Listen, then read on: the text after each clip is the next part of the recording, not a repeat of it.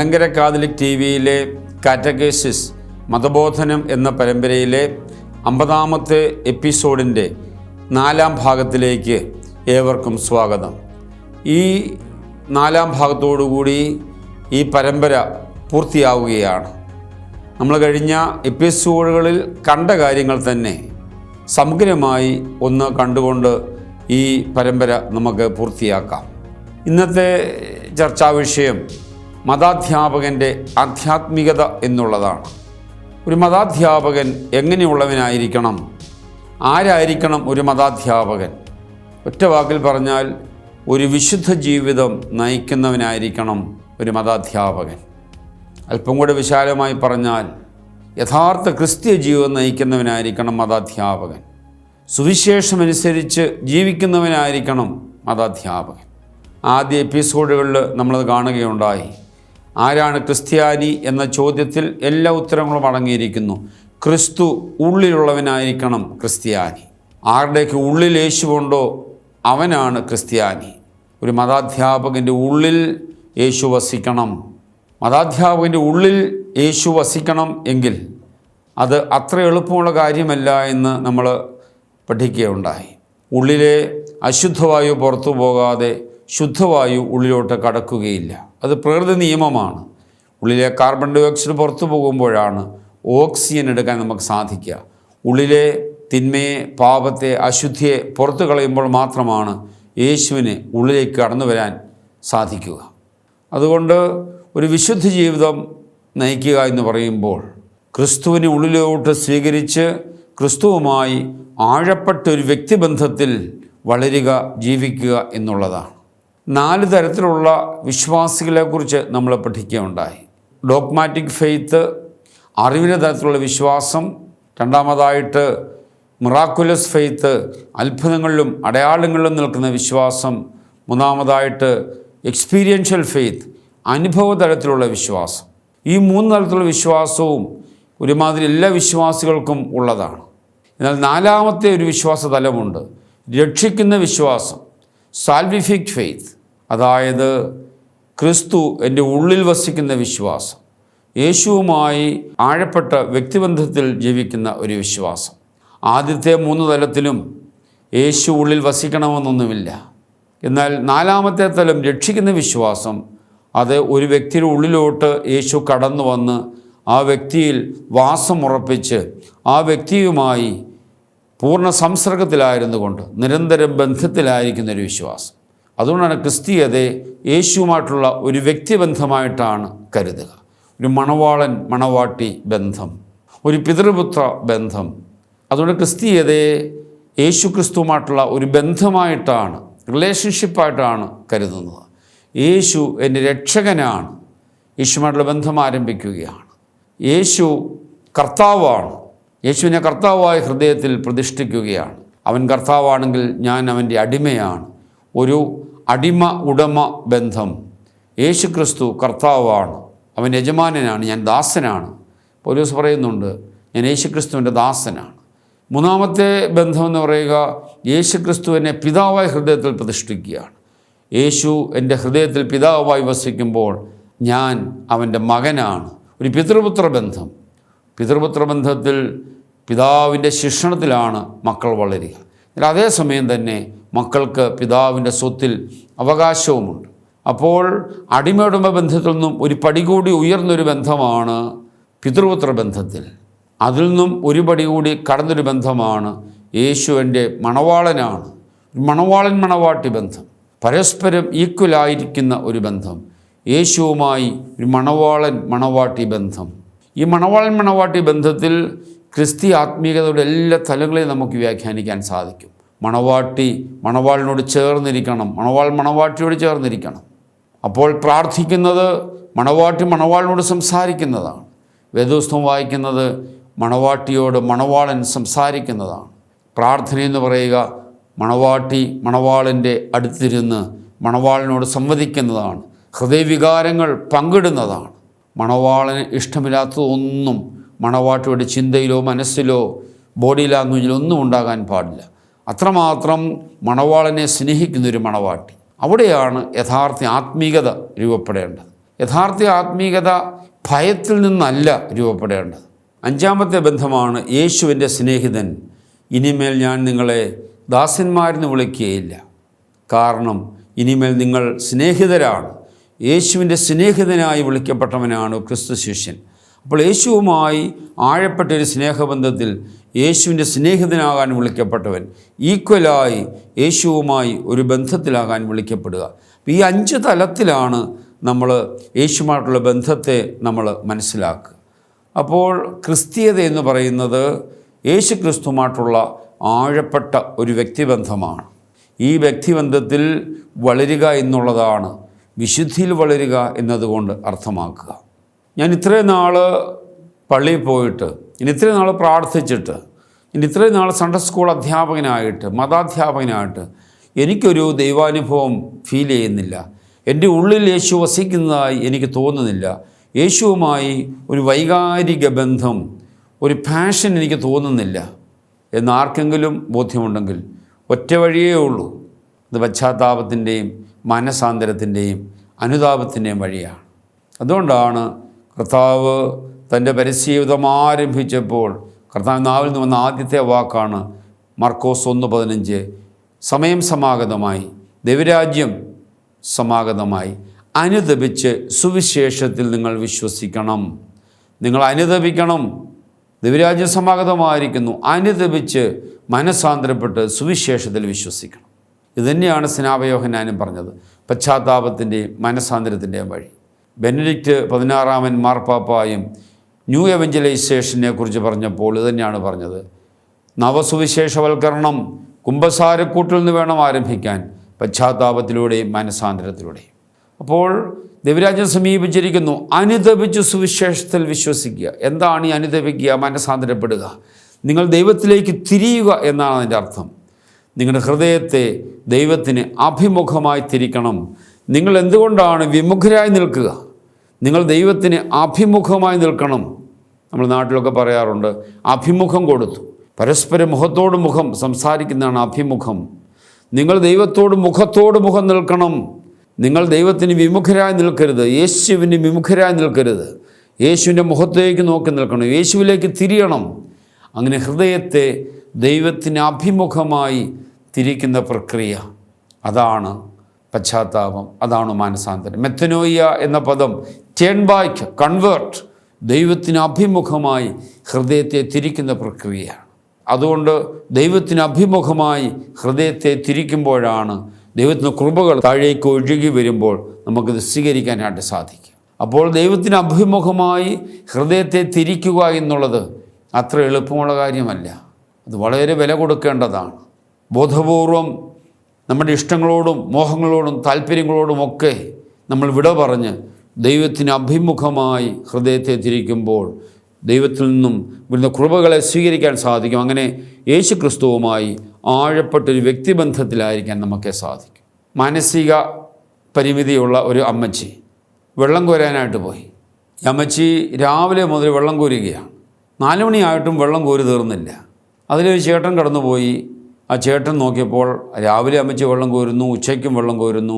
4 മണിക്ക് അദ്ദേഹം ജോലി കഴിഞ്ഞ് വന്നപ്പോഴും അമ്മച്ചി വെള്ളം കോരുന്നു. അദ്ദേഹം ബൈക്ക് അവിടെ വെച്ചിട്ട് ഈ അമ്മച്ചി എന്ത് ചെയ്യുകയാണ്? ഇത്രയും നേരം വെള്ളം കോരുന്നതിൻ്റെ അർത്ഥം എന്താണ്? കൈ കയറി നോക്കിയപ്പോൾ കുടം കമത്തി വെച്ചാണ് വെള്ളം കോരിക്കൊണ്ടിരിക്കുന്നത്. ഒരു തുള്ളി വെള്ളവും കുടത്തിൽ വീഴുന്നില്ല. പക്ഷെ നാട്ടുകാർ നോക്കുമ്പോൾ അമ്മച്ചി വെള്ളം കോരുകയാണ്. പ്രിയ സഹോദരങ്ങളെ, പലപ്പോഴും ആധ്യാത്മികത ഈ തലത്തിലേക്ക് അധപ്പതിച്ചിട്ടുണ്ട്. ക്രിസ്തീയ ജീവിതം ഈ രീതിയിലേക്ക് അധപ്പതിച്ചിട്ടുണ്ട്. നാട്ടുകാർ നോക്കുമ്പോൾ 24 മണിക്കൂറും പള്ളിയിലാണ്. ട്രസ്റ്റിയാകാം, സെക്രട്ടറി ആകാം, പ്രാർത്ഥനായോഗത്തിൻ്റെ ചുമതലക്കാരനാകാം, സൺഡേ സ്കൂൾ അധ്യാപകനാകാം, സുവിശേഷ സംഘാംഗമാകാം, നിരവധി പ്രസ്ഥാനങ്ങളുടെ ചുമതല വഹിക്കുന്ന ആളാകാം, എല്ലാ ദിവസവും പള്ളിയിൽ പോകുന്ന ആളാകാം. 24 മണിക്കൂറും പള്ളിയിലാണ്. പക്ഷെ ഒരു ചോദ്യമേ ഉള്ളൂ, ഹൃദയമാകുന്ന കുടം കമത്തി വെച്ചാണോ നിവർത്തി വെച്ചാണോ നീ ഈ പ്രക്രിയയൊക്കെ ചെയ്യുന്നത്? സഹോദരങ്ങളെ, കുടം കമത്തി വെച്ചും വെള്ളം കോരാൻ പറ്റും. കുടം കമത്തി വെച്ചും വെള്ളം കോരിയാലും നാട്ടുകാർ മുഴുവൻ വെള്ളം കോരി കാണുന്നേ കരുതുകയുള്ളൂ. ഹൃദയമാകുന്ന കുടം കമത്തി വെച്ചും 24 മണിക്കൂറും പള്ളിയുമായി ബന്ധപ്പെട്ട എല്ലാ കാര്യങ്ങളും ചെയ്യാൻ പറ്റും. ദൈവസന്നിധിയിൽ ഒറ്റ ചോദ്യമേ ഉള്ളൂ, ഹൃദയമാകുന്ന കുടം കമന്നാണോ നിവർന്നാണോ ഇരിക്കുക? ഈ ഹൃദയമാകുന്ന കുടം ദൈവത്തിന് അഭിമുഖമായി തിരിയുമ്പോൾ മാത്രമാണ് കൃപ താഴേക്ക് വന്ന് ആ ഹൃദയത്തിലേക്ക് ഇത് സ്വീകരിക്കാൻ നമുക്ക് സാധിക്കുകയുള്ളൂ. അതുകൊണ്ട് ഒരു മതാധ്യാപകനെ സംബന്ധിച്ചിടത്തോളം ഒറ്റ വഴിയേ ഉള്ളൂ, ഒറ്റ മാർഗമേ ഉള്ളൂ, ഒറ്റ ചോദ്യമേ ഉള്ളൂ.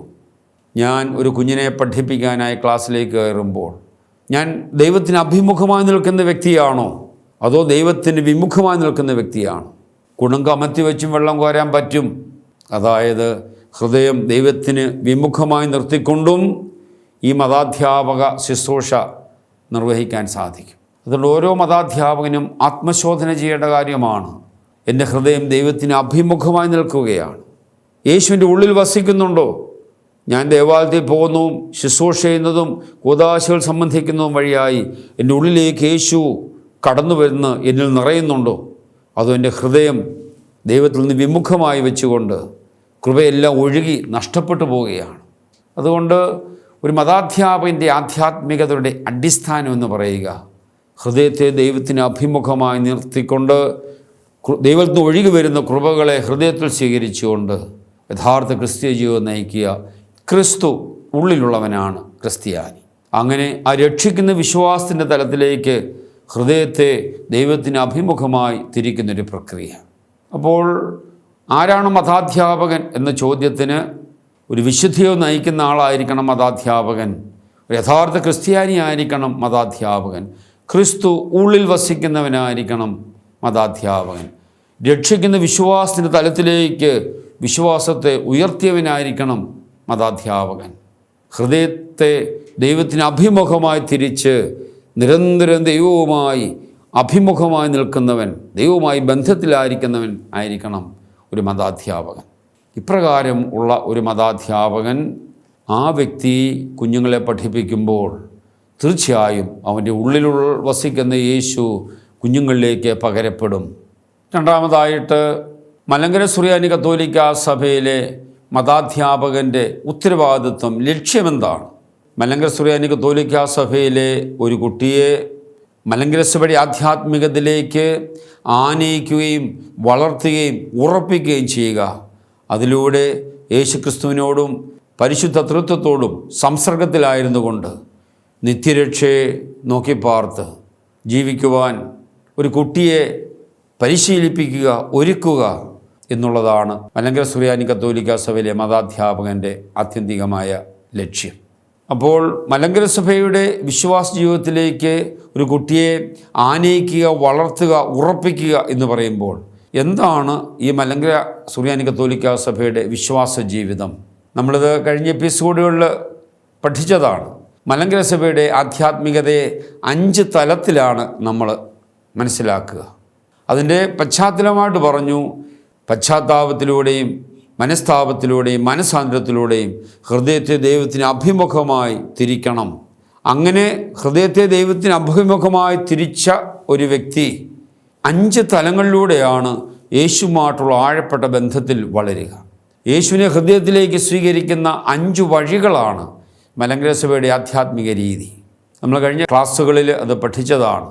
ഒന്നാമതായി യാമപ്രാർത്ഥന, രണ്ടാമതായി കൂദാശകൾ, മൂന്നാമതായിട്ട് നോമ്പ് വർജന ഉപവാസം, നാലാമതായിട്ട് വിശുദ്ധ ലിഖിത വായന, അഞ്ചാമതായിട്ട് സ്വയം വിശുദ്ധീകരണവും സാക്ഷ്യജീവിതവും. ഹൃദയത്തെ ദൈവത്തിന് അഭിമുഖമായി തിരിച്ചു കഴിയുമ്പോൾ ഈ 5 വഴിയിലൂടെ 5 മാർഗങ്ങളിലൂടെ യേശുവിൻ്റെ ഉള്ളിലോട്ട് കടന്നു വരും. യേശുവുമായി ആഴപ്പെട്ടൊരു വ്യക്തിബന്ധത്തിൽ നിരന്തരം വളരാൻ നമുക്ക് സാധിക്കും. അതിലൊന്നാമത്തേതാണ് യാമപ്രാർത്ഥന. മലങ്കര സഭയിൽ 7 യാമങ്ങൾ പ്രാർത്ഥനയോടെ നമ്മൾ കാണുകയുണ്ടായി. ഒരു സാധാരണ മലങ്കരക്കാരൻ 7 യാമങ്ങളെ 3 യാമങ്ങളായി ക്രമീകരിച്ചുകൊണ്ടാണ് പ്രാർത്ഥിക്കുക.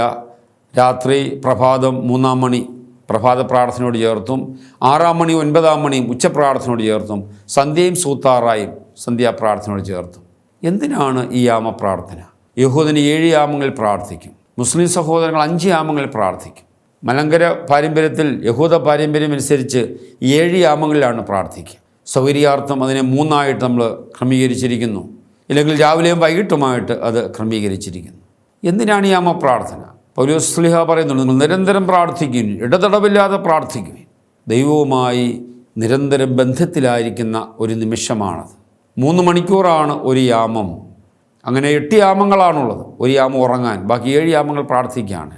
അപ്പം 3 മണിക്കൂർ ഇടവിട്ട് യേശുവുമായി ഒരു ആഴപ്പെട്ട വ്യക്തിബന്ധത്തിലായിരിക്കുക. വളരെ സാധാരണമായി പറഞ്ഞാൽ കൃപയൊഴുകി വരുമ്പോൾ അത് സ്വീകരിക്കുവാൻ പവർ ഹൗസിനോട് ചേർന്നിരിക്കുക. മൊബൈൽ ചാർജ് ചെയ്യാൻ കുത്തിവെക്കുന്ന പോലെയാണ്. നമ്മൾ മൊബൈൽ ചാർജ് ചെയ്യാൻ കുത്തിവെക്കുമ്പോൾ ഇലക്ട്രിസിറ്റി അതിലേക്ക് വന്ന് നിറയും. കൃപയെ നമ്മളിലേക്ക് സ്വീകരിക്കാനായി യേശുവുമായി നമ്മൾ കണക്ട് ചെയ്യുകയാണ് പ്രാർത്ഥനയുടെ നിമിഷം, യാമപ്രാർത്ഥനയുടെ നിമിഷം. നമ്മളെ യേശുവുമായി ബന്ധിപ്പിക്കുകയാണ്. അപ്പോൾ യാമപ്രാർത്ഥനയുടെ സമയം നമ്മിലേക്ക് കൃപയൊഴുകി വരും, നമ്മൾ ചാർജ് ചെയ്യപ്പെടും. യേശുവിൻ്റെ കൃപ നമ്മളിലേക്ക് ഒഴുകി വരുമ്പോൾ അത് സ്വീകരിക്കുവാൻ നമ്മൾ യേശുവുമായി ബന്ധപ്പെടുന്ന നിമിഷങ്ങളാണ് യാമപ്രാർത്ഥന. അങ്ങനെ നിരന്തരം നിങ്ങൾ പ്രാർത്ഥിക്കുകയും നിരന്തരം നിങ്ങൾ യേശുവുമായി ബന്ധത്തിലായിരുന്നു കൊണ്ട് അവൻ്റെ കൃപ സ്വീകരിക്കുവാൻ നിങ്ങൾ നിരന്തരം യേശുവുമായി ബന്ധപ്പെടണം. രണ്ടാമതായിട്ട് കൂദാശകൾ, പ്രത്യേകിച്ച് കുമ്പസാരവും വിശുദ്ധ കുർബാനയും. വിശുദ്ധ കുമ്പസാരത്തിലൂടെ കൃപ താഴേക്ക് ഒഴുകി വരാൻ തടസ്സമായ വഴികളെല്ലാം നമ്മൾ റെക്ടിഫൈ ചെയ്യുകയാണ്, ഒഴിവാക്കുകയാണ്. യേശുവാകുന്ന കൃപ താഴേക്ക് ഒഴുകി വരുമ്പോൾ അതിനെവിടെയെങ്കിലും തടസ്സമുണ്ടെങ്കിൽ അതിനെല്ലാം നമ്മൾ റെക്ടിഫൈ ചെയ്യുകയാണ്, വഴി നേരെയാക്കുകയാണ്. കുമ്പസാരത്തിലൂടെ യേശുവുമായിട്ടുള്ള ബന്ധം, നഷ്ടപ്പെട്ടു പോയ ബന്ധത്തെ തിരികെ പിടിക്കുന്ന നിമിഷങ്ങളാണ് കുമ്പസാരം. വിശുദ്ധ കുർബാന, യേശുവിൻ്റെ കൃപ അതിൻ്റെ പൂർണ്ണതയിൽ നമ്മുടെ ഉള്ളിലേക്ക് കടന്നു വരുന്ന നിമിഷമാണ് വിശുദ്ധ കുർബാനയുടെ നിമിഷം. ചെവിയിലൂടെയും നാവിലൂടെയും എല്ലാം യേശുവിൻ്റെ ഉള്ളിൽ വന്ന് വസിക്കുന്ന നിമിഷം. കൃപ അതിൻ്റെ നിറവിൽ നമ്മളിലേക്ക് വരുന്ന നിമിഷം. അതിന് ഹൃദയത്തെ ദൈവത്തിന് അഭിമുഖമായി തിരിച്ച് ആ കൃപയെ സ്വീകരിക്കുവാൻ ഒരുങ്ങുകയാണ്. മൂന്നാമതായിട്ട് നോമ്പ് വർജന ഉപവാസം. മലങ്കരയിൽ വിവിധ നോമ്പുകളുണ്ട്. 50, 25, 15, 13, 8, 3. ഈ നോമ്പുകൾ ഇറച്ചിയും മുട്ടയും മീനും പൂർണ്ണമായിട്ട് ഉപേക്ഷിച്ച് നോമ്പ് നോക്കുന്ന രീതിയാണ് മലങ്കരയിൽ ഉണ്ടായിരുന്നത്. എന്നാൽ മലങ്കര സുറിയാനി കത്തോലിക്കാ സഭയിൽ ചില ഇളവുകൾ അതിന് സഭ നൽകിയിട്ടുണ്ട് എന്ന് നമുക്കറിയാം. കാര്യങ്ങളൊക്കെ കഴിഞ്ഞ എപ്പിസോഡുകളിൽ നമ്മൾ പഠിച്ചതാണ്. എന്താണ് നോമ്പ്, ഉപവാസം, വർജന എന്നുള്ള അർത്ഥമാക്കുക? ഉപവസിക്കുക എന്ന് പറഞ്ഞാൽ യേശുവിനോട് ഒത്തുവസിക്കുക. നോമ്പ് കാലം യേശുവിനോട് ഒത്തുവസിക്കാനുള്ള നിമിഷങ്ങളാണ്. സാധാരണ ദിവസങ്ങളെക്കാൾ ഉപരിയായി യേശുവിനോട് ചേർന്ന് വസിക്കുവാൻ നമ്മൾ കുറേ കൂടെ നമ്മളെ സമർപ്പിക്കുന്ന നിമിഷങ്ങളാണ് നോമ്പ് കാലം. അപ്പം ഉപവസിക്കുക, യേശുവിനോട് ഒത്തുവസിക്കുക, അതാണ് നോമ്പിൽ നിന്നും ആത്യന്തികമായി ലക്ഷ്യം വെക്കുക. യേശുവിനോട് ചേർന്ന്, കുറേ കൂടെ ചേർന്ന് യേശുവിനോട് ഒത്തുവസിക്കുക. എന്താണ് വർജന? അതിന് തടസ്സമായ എല്ലാറ്റിനെയും വർജിക്കുക. യേശുവിനോട് ഒത്തുവസിക്കുവാൻ, യേശുവിനോട് ചേർന്ന് വസിക്കുവാൻ എന്തൊക്കെ തടസ്സമാണോ അതിനെയെല്ലാം വർജിക്കുക. അതിൻ്റെ പ്രതീകമായിട്ടാണ് നമ്മൾ ഇറച്ചിയോ മുട്ടയോ മീനോ നമ്മൾ വർജിക്കുക.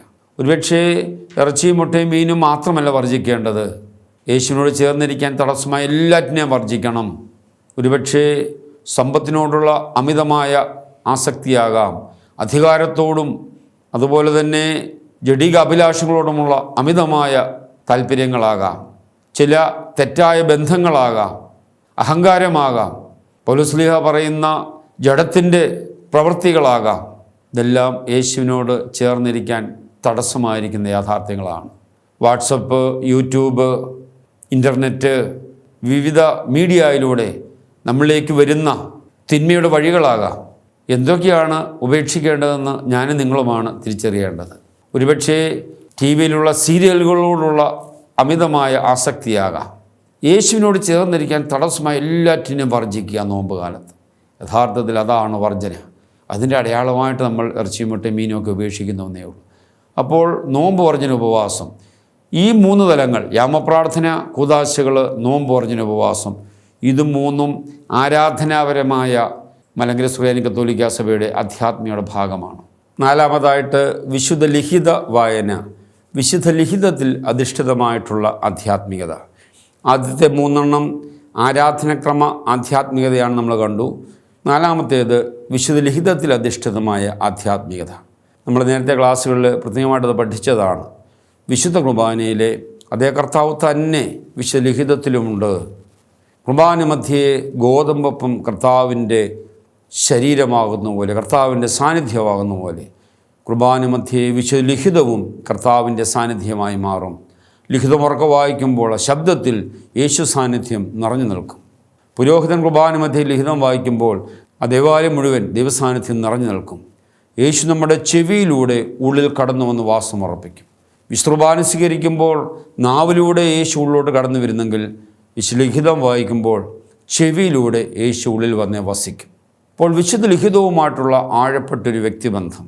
വിശുദ്ധ അഗസ്തീനോസ് പ്രകാരം പറഞ്ഞു, നീ പ്രാർത്ഥിക്കുമ്പോൾ നീ ദൈവത്തോട് സംസാരിക്കും, മണവാട്ടി മണവാളിനോട് സംസാരിക്കും. നീ വേദപുസ്തകം വായിക്കുമ്പോൾ ദൈവം നിന്നോട് സംസാരിക്കും, മണവാളൻ മണവാട്ടിയോട് സംസാരിക്കും. അപ്പോൾ യേശുക്രിസ്തുവുമായി ആഴപ്പെട്ട ഒരു വ്യക്തിബന്ധത്തിലായിരിക്കാൻ നമ്മെ സഹായിക്കുന്ന ഒരു മാർഗമാണ് വിശുദ്ധ ലിഖിത വായന. വിശുദ്ധ ലിഖിതം നാം വായിക്കുമ്പോൾ അത് കൂദാശയായി തീരും. വിശുദ്ധ ലിഖിതം കയ്യിലെടുക്കുമ്പോൾ നമ്മുടെ കൈ വിശുദ്ധീകരിക്കപ്പെടും. ലിഖിതത്തിലെ അക്ഷരങ്ങളിലൂടെ കണ്ണുകൾ ഓടുമ്പോൾ നമ്മുടെ കണ്ണ് വിശുദ്ധീകരിക്കപ്പെടും. വായിക്കുമ്പോൾ നമ്മുടെ വായും, കേൾക്കുമ്പോൾ നമ്മുടെ ചെവിയും വിശുദ്ധീകരിക്കപ്പെടും.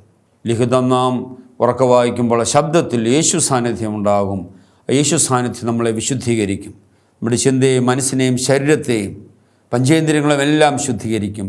ഞാൻ നിങ്ങളോട് പറഞ്ഞ വചന നിമിത്തം നിങ്ങൾ ശുദ്ധിയുള്ളവരായിരിക്കുന്നു എന്ന് നമ്മൾ യോഹന്നാന്റെ സുവിശേഷത്തിൽ വായിക്കുന്നുണ്ട്.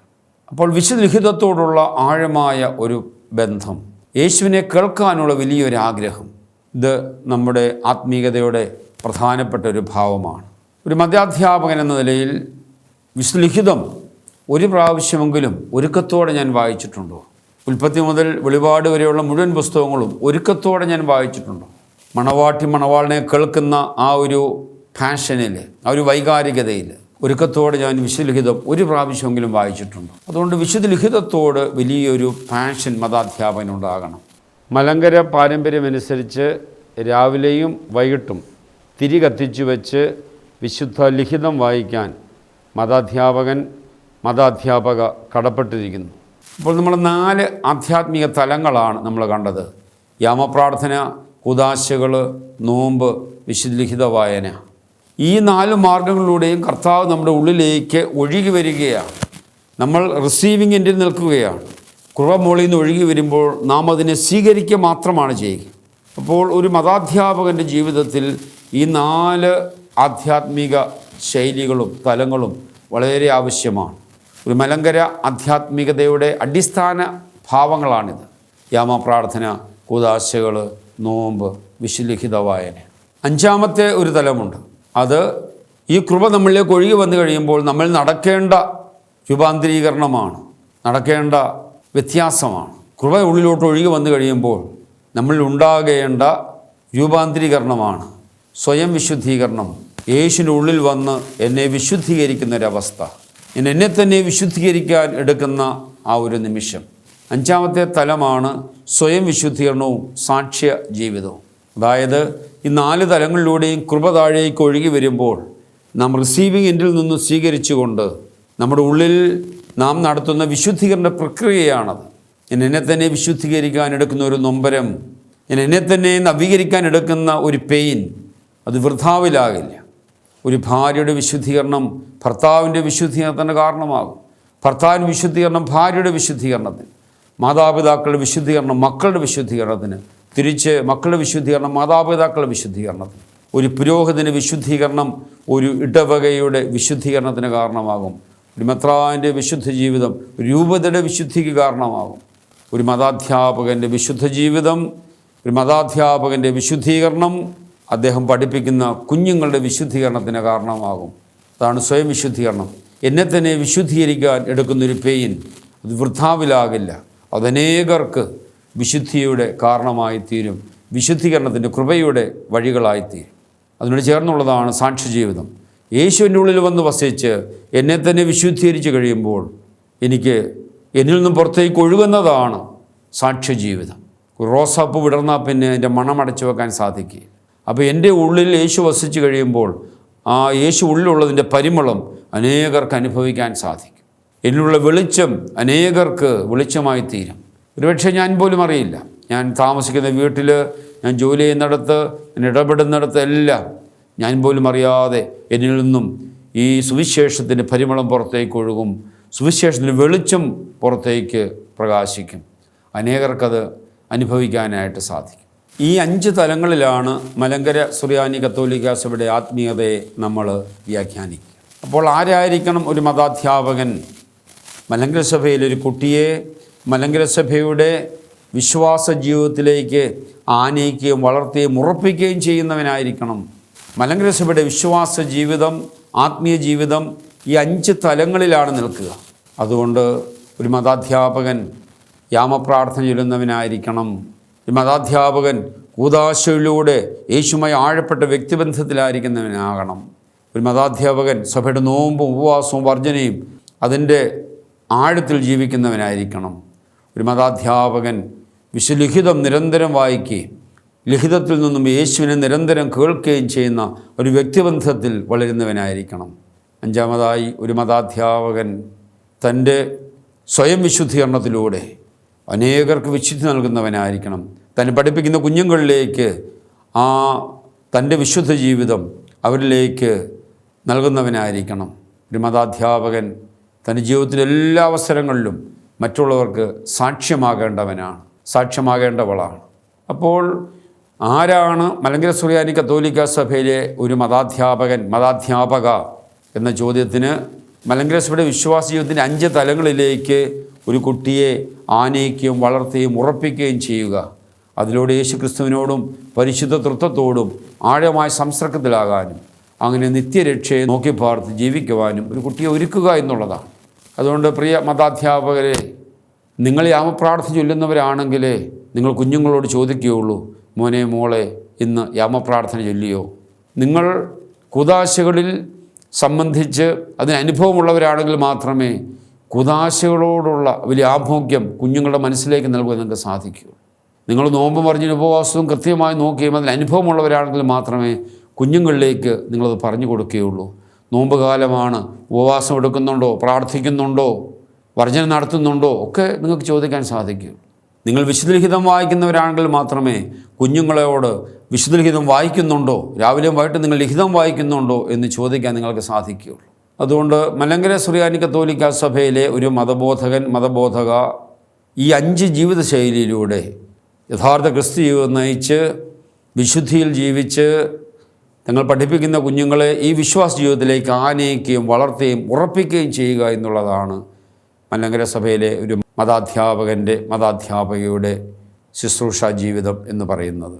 മലങ്കര സുറിയാനി കത്തോലിക്ക സഭയിലെ ഒരു മതാധ്യാപക ചെയ്യുന്ന ശുശ്രൂഷ അത് ഒരു ദൈവവിളിയാണെന്ന് നമ്മൾ മനസ്സിലാക്കണം.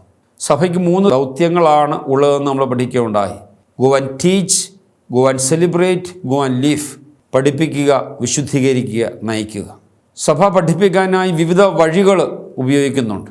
അതിലൊന്നാണ് മതബോധനം. ഈ സഭയുടെ മതബോധന പ്രക്രിയയിൽ പഠിപ്പിക്കുക എന്ന ഈ ചുമതല പ്രത്യേകം സഭ ഏൽപ്പിക്കുന്ന വ്യക്തികളാണ്, സഭ പ്രത്യേകം നിയോഗിക്കുന്ന വ്യക്തികളാണ് മതാധ്യാപകനും മതാധ്യാപികയും. ചുരുക്കത്തിൽ നിങ്ങൾ ലോകം മുമ്പ് സുവിശേഷം പ്രഘോഷിക്കുക, സുവിശേഷം പഠിപ്പിക്കുക എന്ന സഭയുടെ ദൗത്യത്തിൽ സഭയോട് ചേർന്ന് ശുശ്രൂഷ ചെയ്യുന്നവരാണ് ഒരു മതാധ്യാപികയും മതാധ്യാപകനും. അതുകൊണ്ട് ഇത് ഒരു ദൈവവിളിയാണെന്ന് നമ്മൾ കരുതണം. പൗരോഹിത്യം ഒരു ദൈവവിളി ആയതുപോലെ തന്നെ ഒരു മതാധ്യാപകൻ്റെ വിളിയും മതാധ്യാപകയുടെ വിളിയും ഒരു ദൈവവിളിയായിട്ട് നമ്മൾ മനസ്സിലാക്കണം. സഭ എന്നെ നിയോഗിക്കുകയാണ് ഈ ശുശ്രൂഷയ്ക്ക്. മെത്രാൻ എന്നെ നിയോഗിക്കുകയാണ്. മെത്രാൻ്റെ പ്രതിനിധിയായ വൈദികൻ എന്നെ നിയോഗിക്കുകയാണ്. ഈ അധികാരത്തിൻ്റെ പേരിലാണ് ഞാൻ പഠിപ്പിക്കുക. ഒരു ഇടവകയിലെ ഇടവകജനം നിങ്ങളുടെ അടുക്കിലേക്ക് കുഞ്ഞുങ്ങളെ അയക്കുന്നത് നിങ്ങൾ ദൈവത്താൽ അയക്കപ്പെട്ടവളാണ്. സഭയാൽ, മെത്രാനാൽ, വൈദികനാൽ അയക്കപ്പെട്ട ആളാണ്. മെത്രാനോ വൈദികനോ ഓതറൈസ് ചെയ്തിരിക്കുന്ന ആളാണ് പഠിപ്പിക്കാൻ. ഔദ്യോഗിക ഉത്തരവാദിത്വം നിങ്ങളെ സഭ പരമേൽപ്പിക്കുകയാണ്. അതുകൊണ്ട് ഇതൊരു ദൈവവിളിയാണ്. നിങ്ങളുടെ ഇടയിൽ എത്രയോ മറ്റാളുകളുണ്ട്, അവർക്ക് ആർക്കും ലഭിക്കാത്ത ഒരു ഔന്നത്യം, ഒരു വിളി നിങ്ങൾക്ക് ലഭിക്കുകയാണ്. അതുകൊണ്ട് വിശുദ്ധ പൗലോസ് ശ്ലീഹ പറയുന്നുണ്ട്, ഓരോരുത്തരും അവരവരുടെ വിളിക്ക് ഉചിതമായ ജീവിതം നയിക്കണം. അതുകൊണ്ട് മതാധ്യാപകൻ ഒന്നാമതായി ഇതൊരു ദൈവവിളിയായിട്ട് മനസ്സിലാക്കണം. ദൈവവിളി എന്ന നിലയിൽ അതിനോട് വിശ്വസ്തയോടെ ആയിരിക്കാനായിട്ട് സ്വയം സമർപ്പിക്കണം.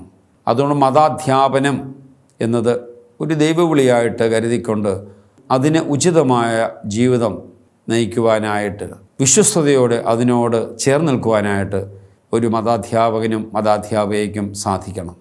ഒരു മതാധ്യാപകനും മതാധ്യാപികയും ശുശ്രൂഷ നിർവഹിക്കുന്നത് സഭയുടെ പേരിലാണ്.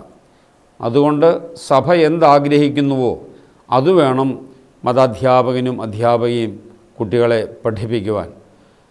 മതാധ്യാപകൻ്റെയും അധ്യാപികയുടെയും സ്വന്തം താല്പര്യങ്ങളോ ഇഷ്ടങ്ങളോ ഒന്നും ആയിരിക്കരുത് അവരുടെ പഠിപ്പിക്കലുകളിൽ ഉണ്ടാകുവാൻ. സഭ ആഗ്രഹിക്കുന്നത്, സഭ കുഞ്ഞുങ്ങൾക്ക് നൽകുവാൻ ആഗ്രഹിക്കുന്നത് അത് വേണം അവർ കുഞ്ഞുങ്ങളെ പഠിപ്പിക്കാൻ. ഒരു കാര്യം കൂടെ പറഞ്ഞ് ഈ എപ്പിസോഡ് പൂർത്തിയാക്കുകയാണ്.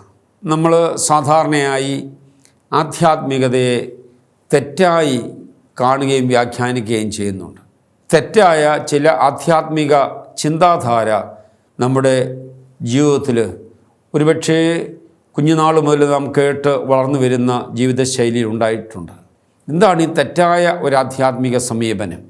അതായത് എല്ലാവരും സ്വർഗത്തിൽ പോകാൻ വേണ്ടി ആഗ്രഹിക്കുക.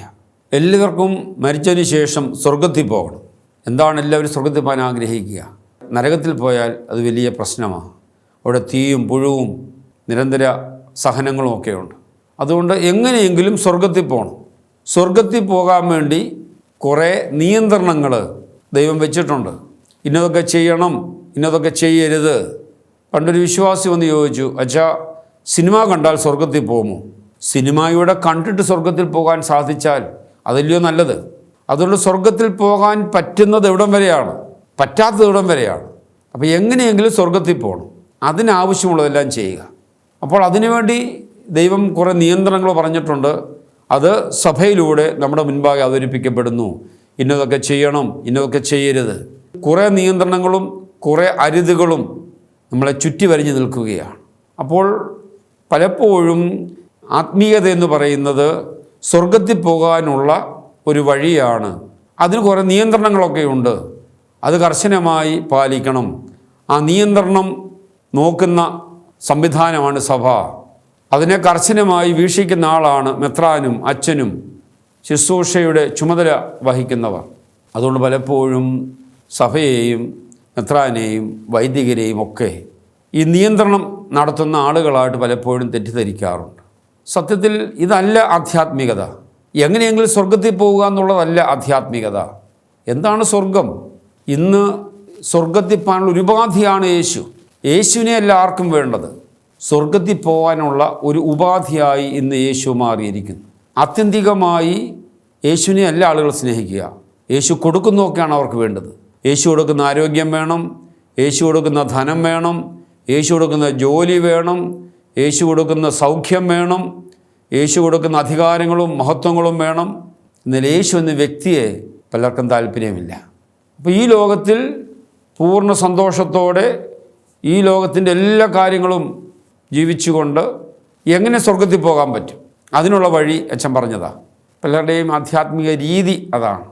സത്യത്തിൽ സ്വർഗത്തെക്കുറിച്ചുള്ള ആത്മീയതയെക്കുറിച്ചുള്ള ഒരു തെറ്റായ കാഴ്ചപ്പാടാണിത്. സ്വർഗമെന്ന് പറയുന്നത് അത് യേശു വസിക്കുന്നിടമാണ് സ്വർഗം.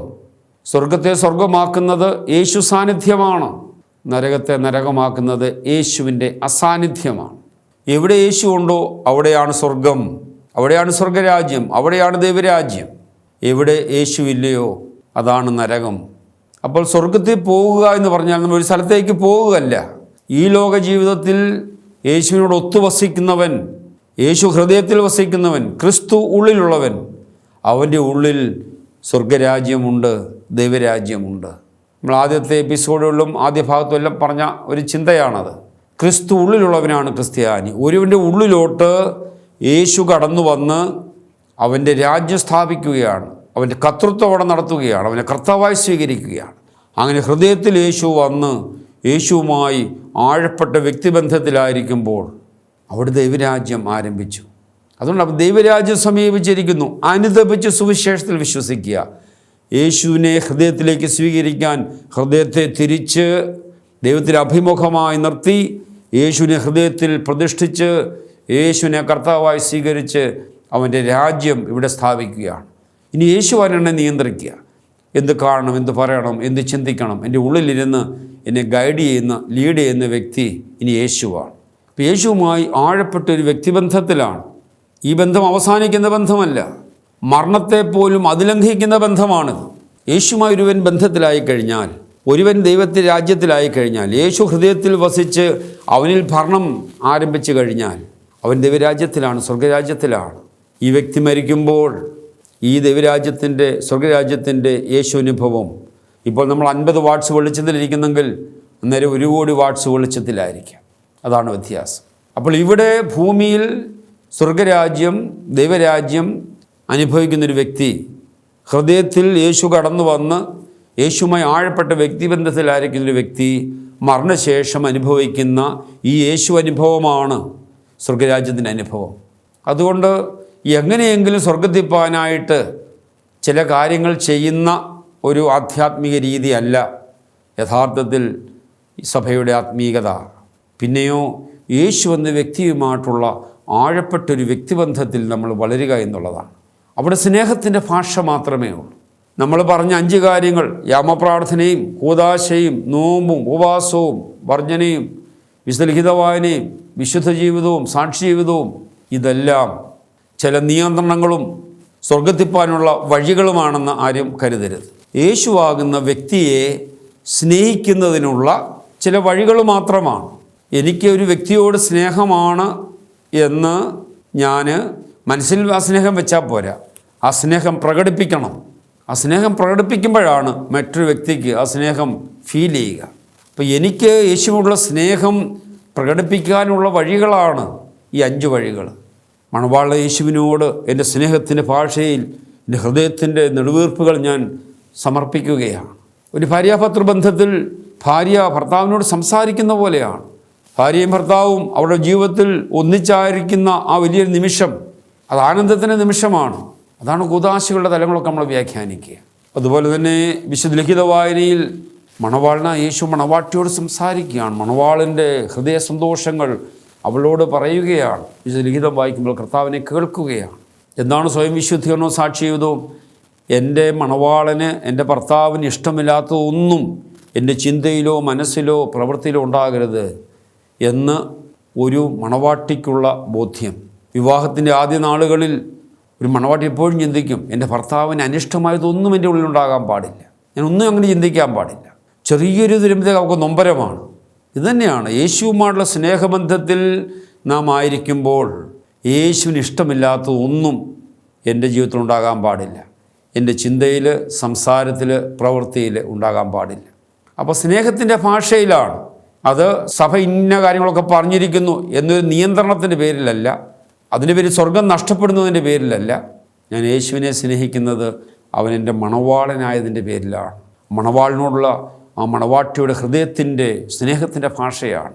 അതുകൊണ്ട് യേശുവിന് ഇഷ്ടമുള്ളതൊക്കെ ഞാൻ ചെയ്യുകയാണ്, യേശുവിന് ഇഷ്ടമില്ലാത്തതൊക്കെ ഞാൻ വേണ്ടെന്ന് വയ്ക്കുകയാണ്. അവിടെയാണ് സഭയിലെ ആത്മീയ നിയന്ത്രണങ്ങളെ നമ്മൾ മനസ്സിലാക്കേണ്ടത്. ഇത് സ്നേഹത്തിൻ്റെ ഭാഷയിൽ വ്യാഖ്യാനിക്കുമ്പോഴാണ് ആത്മീയത ആനന്ദമായി തീരുക. അല്ലെങ്കിൽ എപ്പോഴും നിയന്ത്രണങ്ങൾ നമ്മുടെ മേൽ അടിച്ചേൽപ്പിക്കുന്ന ഒരാത്മീയത. അതുകൊണ്ടാണ് കർമ്മങ്ങളായിട്ട് പലപ്പോഴും ആത്മീയത അവസാനിക്കുക.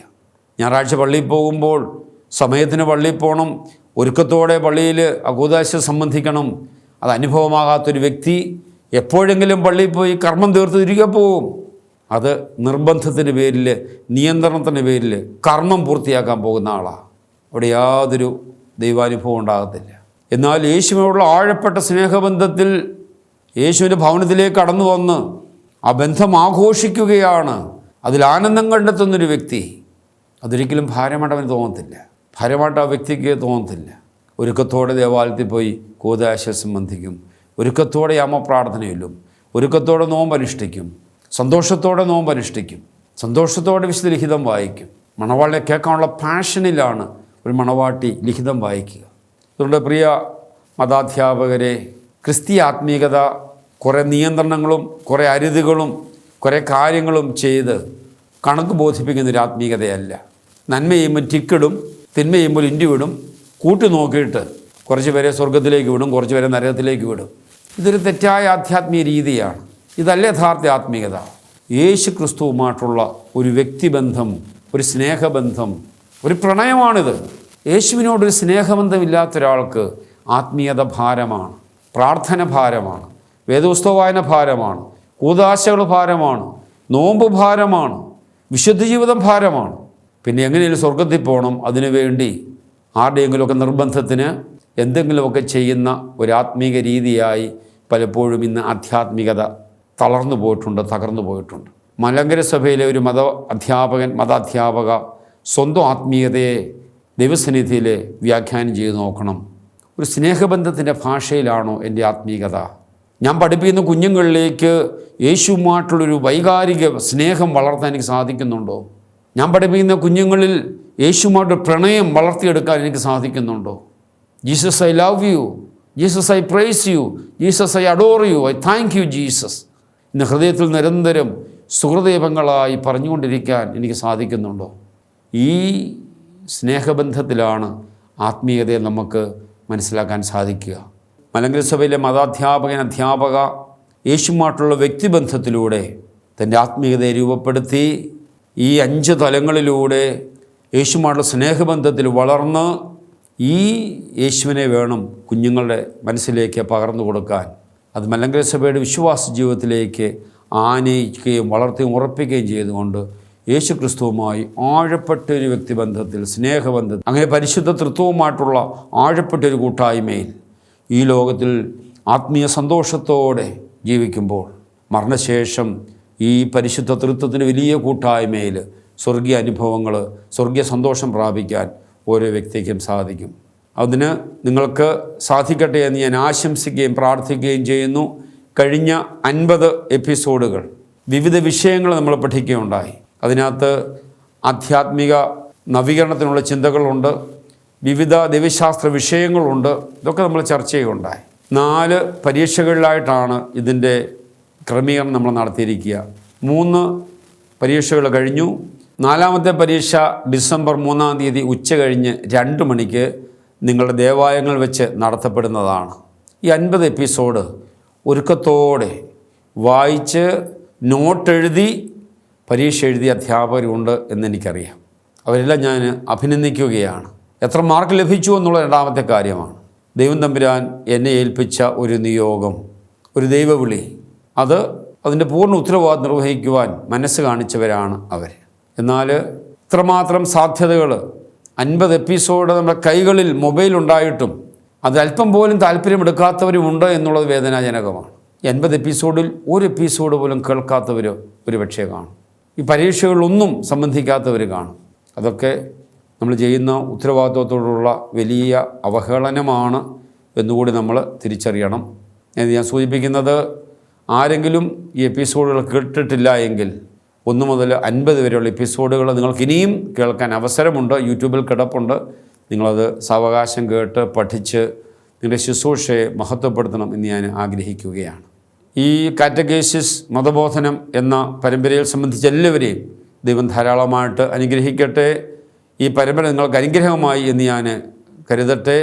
എല്ലാ ദൈവാനുഗ്രഹങ്ങളും എല്ലാവർക്കും ആശംസിക്കുന്നു. ദൈവം നമ്മളെ ധാരാളമായിട്ട് അനുഗ്രഹിക്കട്ടെ. ആൻ്റണി മാർ സിൽവാനോസ് എപ്പിസ്കോപ്പ, മലങ്കര സുറിയാനി കത്തോലിക്ക സഭയുടെ കുര്യ മെത്രാൻ.